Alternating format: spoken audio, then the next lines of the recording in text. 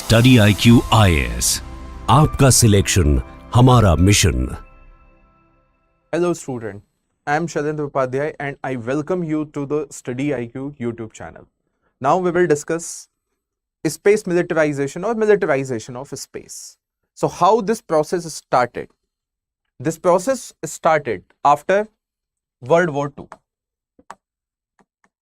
What happened after World War II? US versus USSR. There was a fight between dominance. There was a fight for dominance. There was a fight for what? Fight for hegemony. There was a fight for supremacy. Although there was no war at that time, but there was no peace either. No peace either. Why? Because they both were developing their military capabilities. In the development of their military capabilities, what happened? They have chosen space as a new frontier of war. And they started developing new frontier of war. And they started developing what? Space technologies. Especially when in 1957, Russia launched their first rocket and satellite, that is from Sputnik. Similarly, US was not left behind, and in 1958 they launched their Explorer first, and hence a race for space technology was started, and which ultimately led to what? Militarization. Fine. So that was the background, that after World War II was happened, two superpowers emerged and world became bipolar world. Bipolar means two power center in the world. One power center was US, which was representing capitalistic bloc, and USSR was representing socialist bloc. So world became bipolar, and a race for dominance, a race for hegemony, a race for supremacy was started, and they chose space. Fine. And that ultimately led to militarization. Now I would like to discuss two things. That before World War II, before World War II, world was unipolar, or we can say world was not unipolar, but one of the largest power was Britishers or United Kingdom. But after World War I, US was also rising, USSR was also rising, and Germany was also rising. But greatest power was United Kingdom or Britishers. After World War II, what happened? After World War II, world became bipolar, and in that bipolarity, US and USSR became two poles. One was capitalistic bloc, another one was socialistic bloc. After 1991, when USSR was disintegrated, what happened? World again became unipolar, but this time US became single most pole, and US hegemony was established. And what is happening now in the present time, in the modern era, that world is again becoming multipolar world. Why multipolar world? Because US was there, but due to the rise of China, China started challenging the hegemony of US, as we have seen when US-China trade war has started. Fine. So China started challenging US hegemony, as well as rise of India, rise of Germany, again rise of Japan, as well as rebouncing back of Russia. Hence world is becoming what? Multipolar again. So this is the concept of polarity that we can discuss. Now, what is space militarization?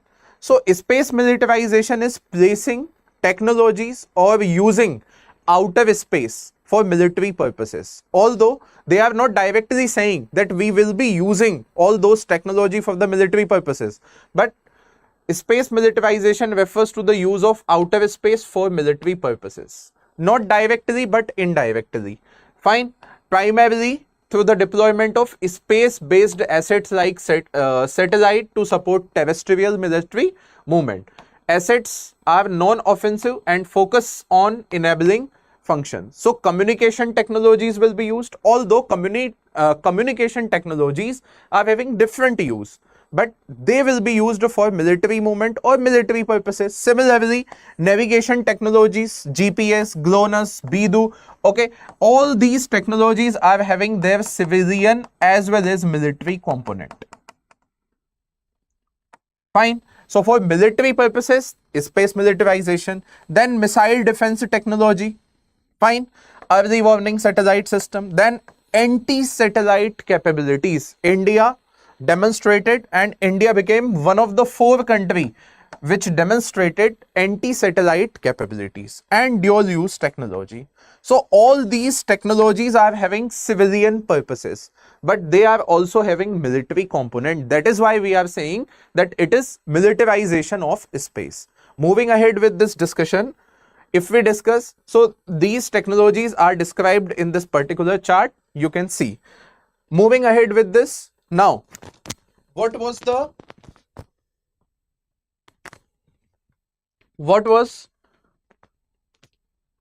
origin? So Cold War era origin that we have already discussed. Then post Cold War shift, US hegemony was established. Then in modern era, space is now a critical frontier of warfare, with the nations developing anti-satellite technology or weapons. Fine. So again, a particular word, that is frontier of warfare. Now we will discuss frontier of warfare. Fine. So traditionally, there were 3 frontiers of warfare. Traditionally, there were 3 frontiers of warfare: air, land, and sea. Land was the first, sea was the second, and third was air, when airplane technology was developed. Now, new frontiers of warfare. So first one is the cyber attack, which is considered as 4th frontier, and space, 5th frontier. Another frontier, and that name was given by our respected NSA, current NSA, and he said that civil society is another frontier of warfare. So these are the new frontier of warfare. Now warfare or wars are fought not on these grounds, rather in cyber attacks, in terms of cyber attacks, in terms of development of space technology, as well as subversion of civil society. Fine. Moreover, one more thing, that is information warfare. So these are non-conventional warfare tactics, and these are considered as new frontiers. So we discussed 2 to 3 concepts. One concept, that is the polarity, that is from multipolar to bipolar to unipolar to again multipolar. Fine.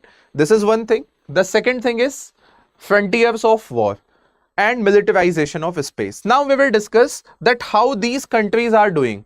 Like United States is operating 50% of the global military satellite, and they also established their space force.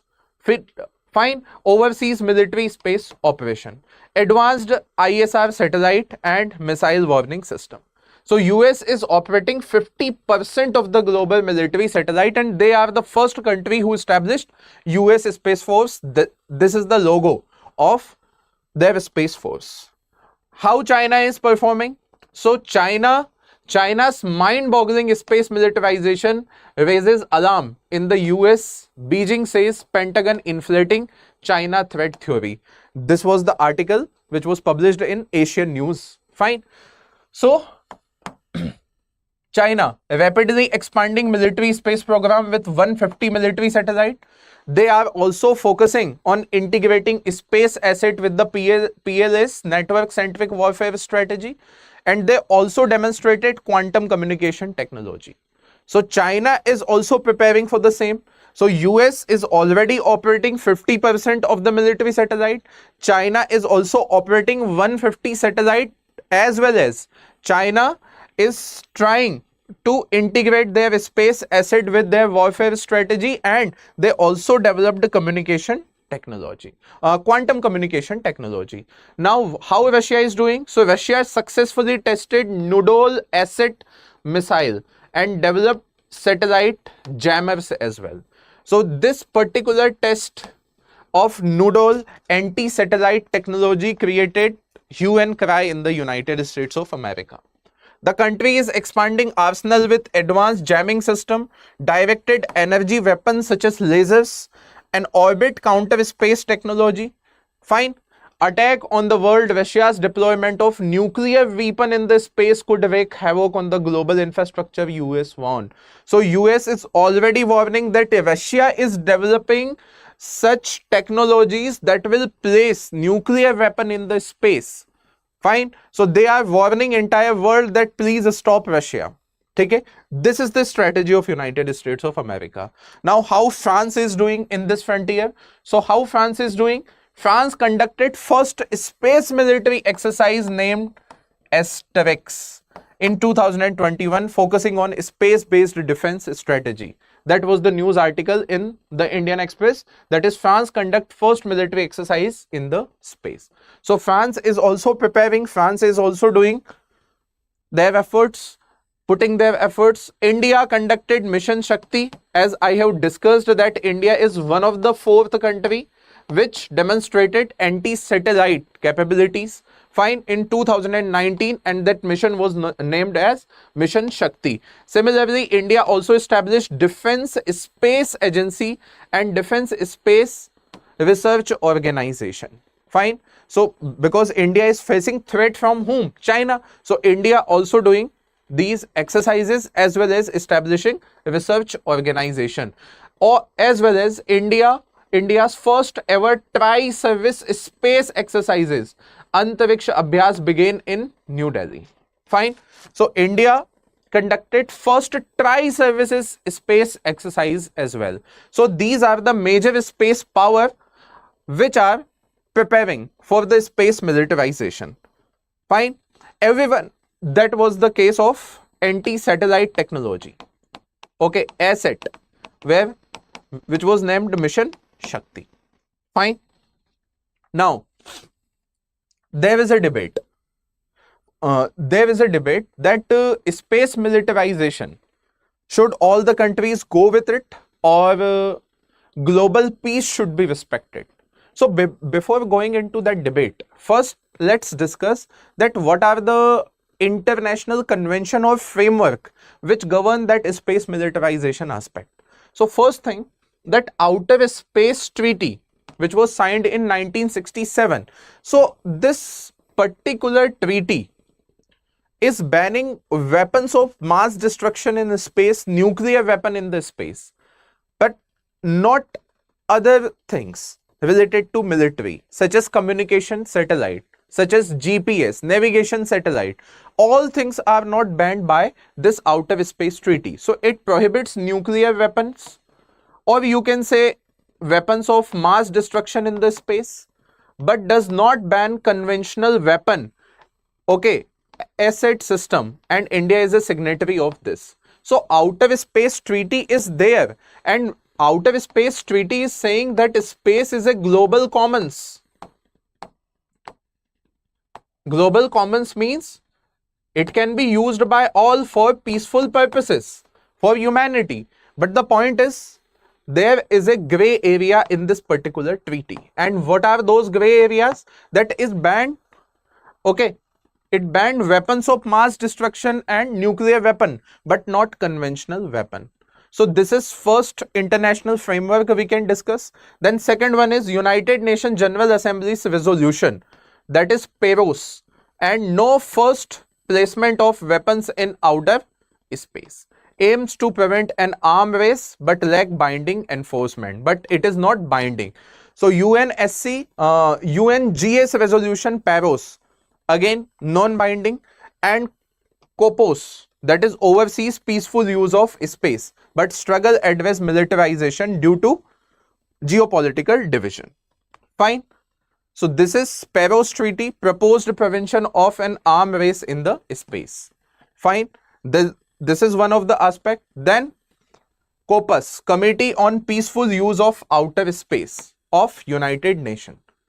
Fine. But the point is, they are not specifically banning nuclear weapon, conventional weapon. They banned nuclear weapon, weapons of mass destruction, but not conventional weapon.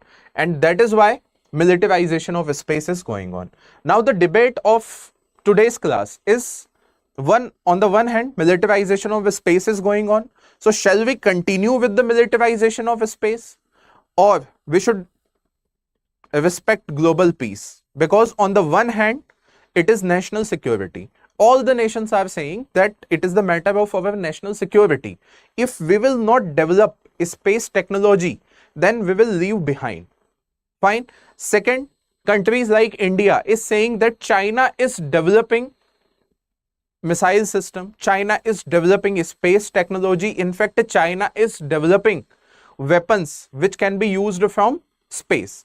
So now it is necessary that we should develop and we should carry on with the militarization of space.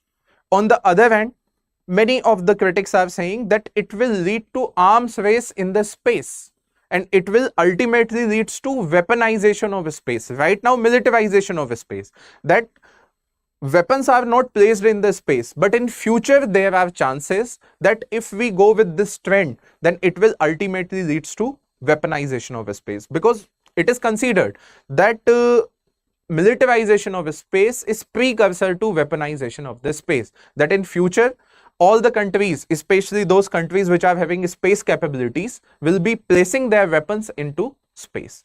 So this is the debate, that national security versus global peace. So militarization of space, national security versus global peace, national security perspective. So national security perspective, as I have told you, that critical role of space in modern warfare.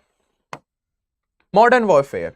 First example, India's Navik system enhances precision in missile guidance and troop movement, bolstering defense capability.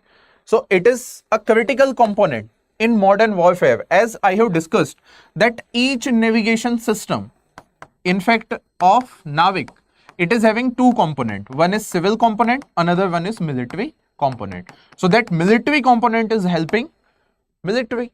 So critical for modern warfare. Similarly, it is acting as a credible deterrence, just like credible deterrence of nuclear technology or nuclear weapon. So space technology will also serve as the credible minimum deterrence against adversaries, like India demonstrated in the Mission Shakti that we have anti-satellite technology. So if you are attempting to block or harm India's space asset, then we will launch anti-satellite missile or anti-satellite weapon. Then protection of strategic asset. Strategic asset means why space asset such as satellite system, navigation system. So US Space Force prioritizing defending 1,000+ satellite vital for civilian and military purposes. So space technology is critical for what? Modern warfare, credible minimum deterrence, just like nuclear technology. All the arguments with respect to nuclear technology, that we are not going to use that nuclear technology at first instance, but we have to develop that nuclear technology because we are facing adversaries like China. Similarly, same argument are given for the militarization of space and protection of strategic assets. Similarly, geopolitical competitiveness. China's Tiangong space station and asset test underscore its ambition to dominate space. तो India ने क्या establish किया? Defence space agency and technological and economic spin off. So first, ISRO developed technologies initially for civilian purposes and now for military application. So these are the points which support the argument that national security is the priority, and because of that, we should continue with the militarization of space. But there is another perspective which says that no, it should be stopped, otherwise it will lead to the weaponization of the space. So this is global peace perspective. Risk of arms race in the space, just like nuclear race after World War II. That first US demonstrated, then USSR, then other countries, India, China, etc. Similarly, now other countries will come into that particular race and it will ultimately leads to arms race in the space, like Russia's Nodal ASAT or anti-satellite test and China's debris generating test. First, second, threat to space as a global common, because anti-satellite test generates debris. That was the debate in the news when India demonstrated that anti-satellite technology capability or weapon capability, that any anti-satellite test will generate space debris, with China's 2007 test creating 3000 trackable fragment, endangering operational satellite. And this particular generation of debris is known as Kessler syndrome. There is one Kessler hypothesis that in space what will happen, that if you are generating any debris, then it will multiply. Like in the first stage, too many objects in the lower Earth orbit increase collision risk, और collision भी हो ही सकता है. Stage 2, a single collision could launch a domino effect, and these explosions would create even more debris that could destroy all satellite. This is the stage 3, क्योंकि लो earth orbit में ये बहुत speed से घूमते हैं, और जब बहुत स्पीड से घूमेंगे तो क्या होगा, बहुत ज्यादा डेब्रीज और जनरेट होगी. This hypothesis or syndrome is known as Kessler syndrome. So first risk for global peace is that is global arm race. The second one is threat to space as a global common. Fine. Moving ahead with this, Arms Control Association, that is Russian ASAT test create massive debris. Fine. Escalation of global tension, क्योंकि एक country ने किया तो दूसरी country भी करने जाएगी, तो इससे ग्लोबल टेंशन जो है वो एस्केलेट होगा. US already accused Russia as a space stalker and weak regulation framework because outer space treaty prohibits nuclear weapon but lacks provision for conventional weapon. Dangerous fallout of Russia's anti-satellite missile test. Fine. So this is the debate, that on the one hand it is national security, on the other hand it is global peace and global common. Okay. So now that discussion is also completed. Moving ahead with this, what is India's stand? So historically, India's stand was clear, that is peaceful use of space, opposing weaponization and supporting prevention of an arm race in outer space, that is PAROS of United Nations. But now, evolving security concern, especially vis-a-vis China, have shifted India's focus towards developing counter space capabilities while maintaining a commitment to the peaceful exploration. So we are still committed to the peaceful use of outer space of global common, that is outer space. But now our security, you can say our strategy is evolving. Why? Because China has developed much capabilities with respect to space. And as we discussed, that technological spin-off, that ISRO's technological advancement is giving us an edge to have that military technology with respect to space. So India's stand has changed. Now moving ahead with that, steps taken. So national security, space asset enhanced India's military capabilities, such as border surveillance we are doing with VSAT series, naval coordination, that is GSAT-7, and navigation via Navik. So all those space technologies are increasing our national security capability. Second thing, that deterrence, credible minimum deterrence, just like nuclear weapon, Fine. Mission Shakti, deterrence against adversaries like China. Institutional reforms are also going on. That is what? Institutional. That is Defense Space Agency was established. Defense Space Research Organization was also established on the lines of DRDO. Space exercises like Tri-Service, India Space X. Fine. And the last one is the Space Situational Awareness, that is Project Netra, tracks space, fine, space objects to protect assets and mitigate risk. So these are the steps or positions with respect to space militarization in India. Fine. So we reached up to the last discussion of this topic, that is weaponization of space. So militarization is one aspect or precursor of weaponization. What is weaponization? In militarization, all the technologies which are having dual use, so civilian use as well as military use, such as satellite communication technology, navigation technology, etc. But now in weaponization, literally weapons will be placed in the space, and that will be known as weaponization of space. And it is said that US and Russia in future will be going for it. So militarization of space, as we have discussed, that use of space for military support function.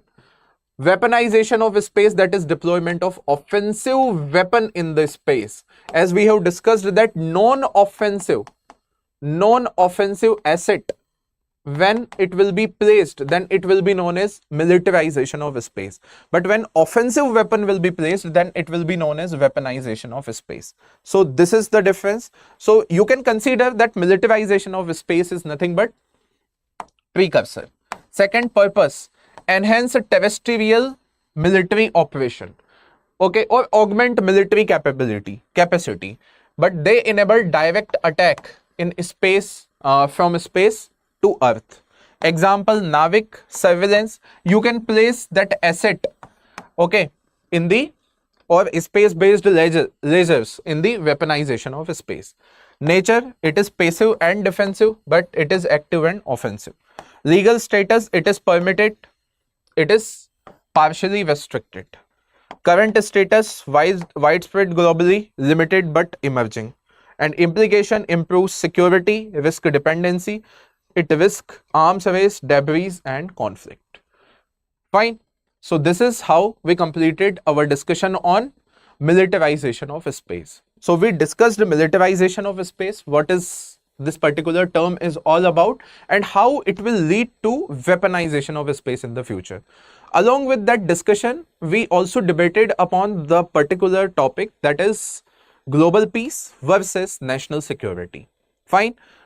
The last thing that we discussed in terms of concept, that is first unipolarity, bipolarity, multipolarity, along with frontiers of warfare. Fine. So now, as I feel that this question can be asked in future, especially in the paper IR or GS paper 2. So you should be ready for it. Fine. I hope all the things are clear to you, and now you have sufficient points to write a good answer. Thank you so much. StudyIQ IAS, आपका selection हमारा mission.